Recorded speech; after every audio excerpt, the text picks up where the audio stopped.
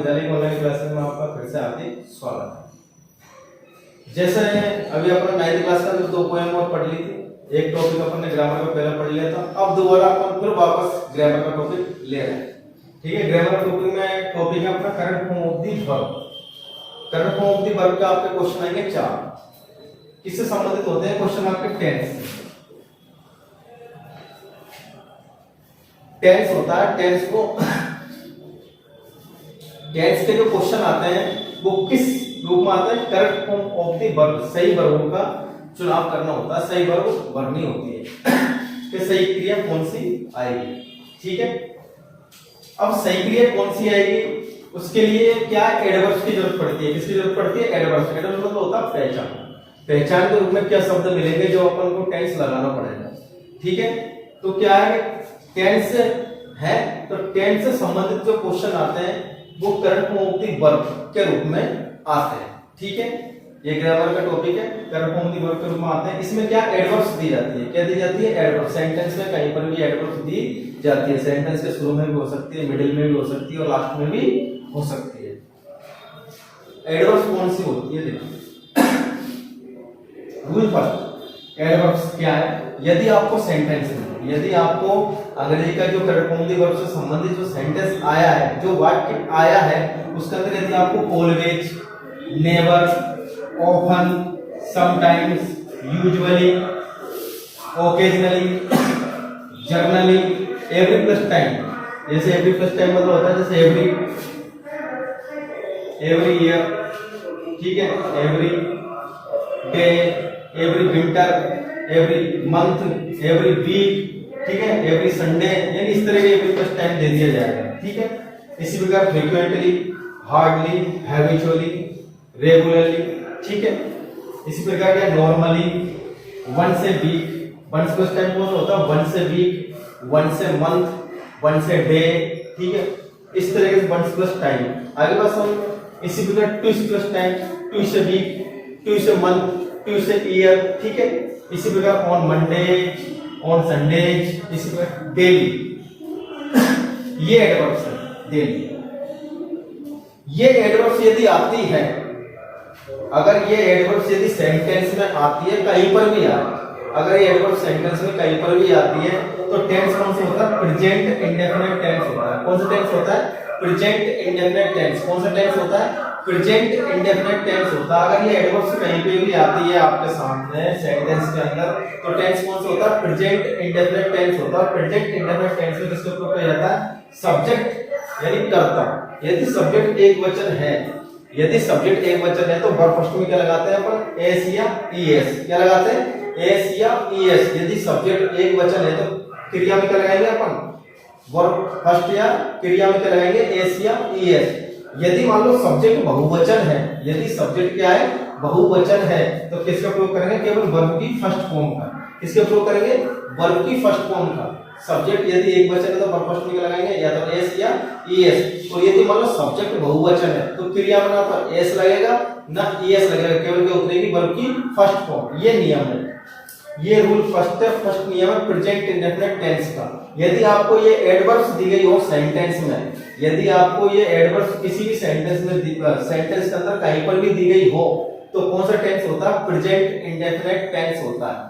ठीक है, present indefinite tense में किसके प्रयोग करते हैं अपन? कर्ता एक वचन होने पर वर्ब फर्स्ट में एस या ईएस लगाते हैं और कर्ता बहुवचन होने पर वर्ब की फर्स्ट फॉर्म का ही प्रयोग किया जाता है। अब देखो एस या ईएस लगाने का रूल, एस या ईएस लगाने का रूल क्या है? मैंने एक बार और बता दिया आपको। एस या ईएस लगाने का रूल क्या है?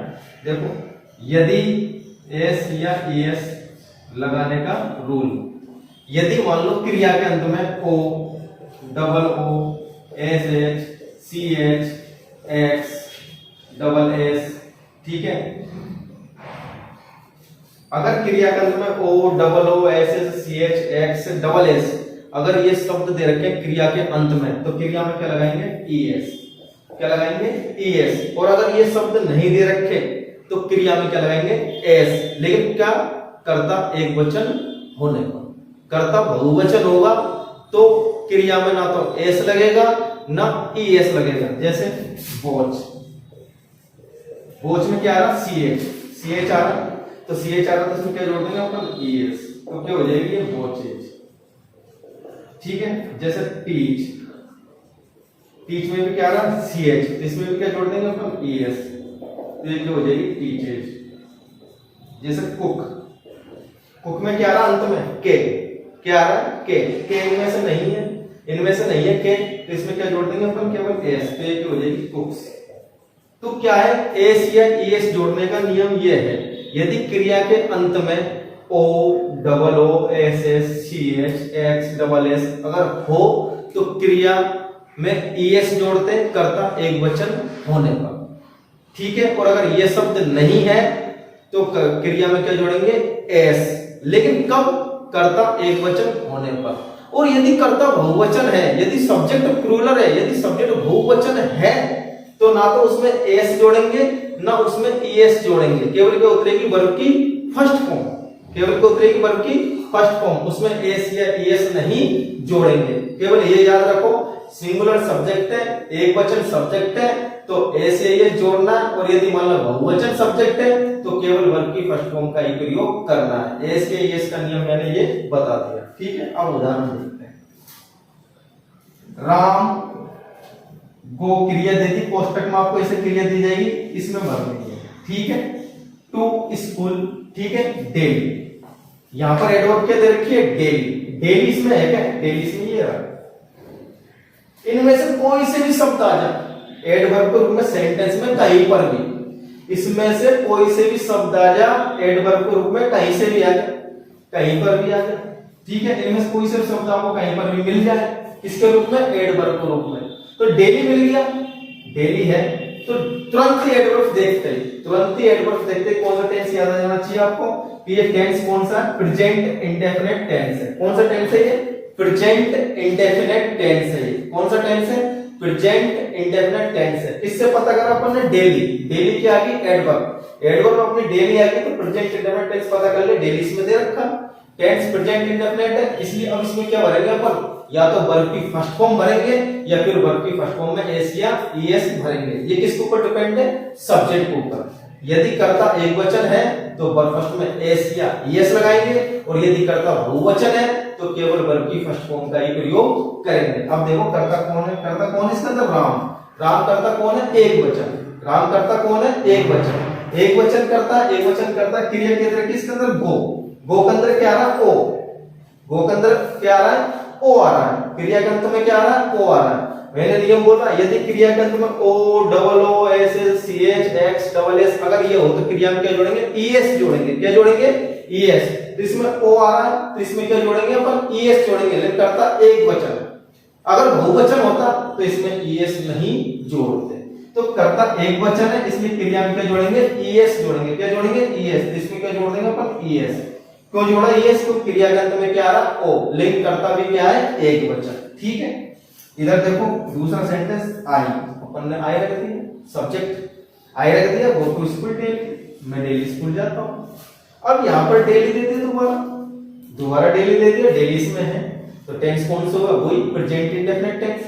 कौन सा टेंस हुआ, प्रेजेंट इंडेफिनिट टेंस। और प्रेजेंट इंडेफिनिट टेंस दिख गया अपन को, डेली दिखते, डेली दिखते, प्रेजेंट इंडेफिनिट टेंस हो गया। भरना वही, क्रिया भी वही दे रखी है, गो, क्रिया भी गो दे रखी है, ऊपर भी गो दे रखी थी, क्रिया का गो दे रखी है, इसमें भी वो आ रहा है, इसमें भी वो आ रहा है। लेकिन अब अपन क्या देखना सब्जेक्ट, क्योंकि सब्जेक्ट भी तो पता करेगा कि वर्ब फर्स्ट लगानी है, तो वर्ब फर्स्ट में एस या एस लगाना है। तो यहां पर कर्ता कौन है, एक वचन के बहुवचन, कर्ता आई दे रखा है तो आई क्या माना जाता है, बहुवचन माना जाता है। क्या माना जाता है, बहुवचन। क्या माना जाता है, बहुवचन। अब बहुवचन माना जाता है तो मैंने क्या बोला, बहुवचन कर्ता होने पर, लेकिन सब्जेक्ट बहुवचन होने पर केवल वर्ब फर्स्ट का ही प्रयोग करते हैं।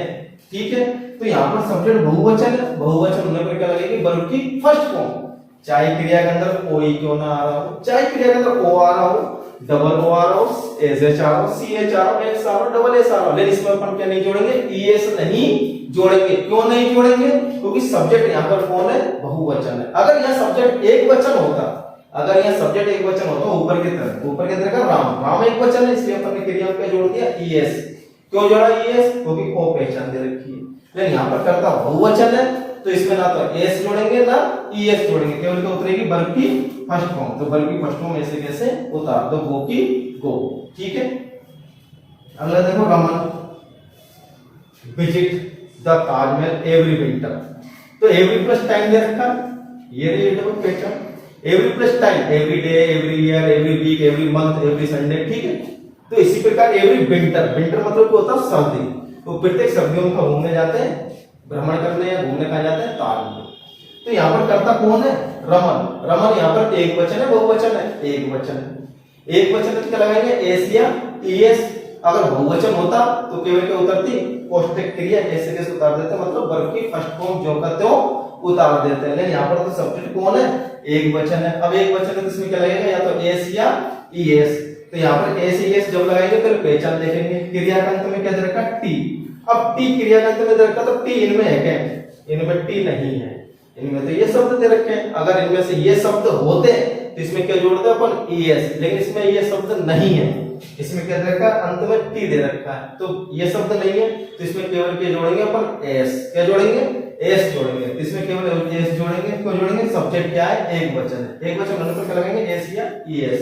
अब एस ईएस लगाएंगे तो इसके अंत में टी दे रखा है, O double O S S C H नहीं है, नहीं है तो ईएस नहीं जोड़ेंगे, केवल क्या जोड़ेंगे, एस। सब्जेक्ट क्या है, एक वचन। और यह सब्जेक्ट यदि बहुवचन होता तो वर्ब की फर्स्ट फॉर्म ऐसे ऐसे ही आ जाती। तो यहाँ पर क्या जोड़ेंगे, एस जोड़ेंगे, विजिट्स।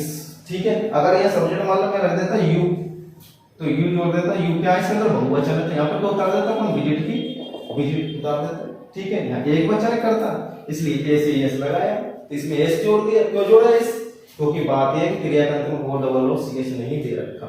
ठीक है, ये नियम क्लियर, कोई परेशानी। अगर आपको मान लो प्रेजेंट इंडेफिनिट टेंस जो अभी अपन ने पढ़ा है, correct form of the verb मतलब टेंस का टॉपिक, अगर मान लो इस टॉपिक के अंदर इस नियम में यदि आपको कोई प्रॉब्लम आती है तो आप कमेंट बॉक्स में जाकर आप कमेंट करें। और यदि ये वीडियो पसंद आता है तो आप इसे शेयर करें, लाइक करें और हमारे चैनल को सब्सक्राइब करें।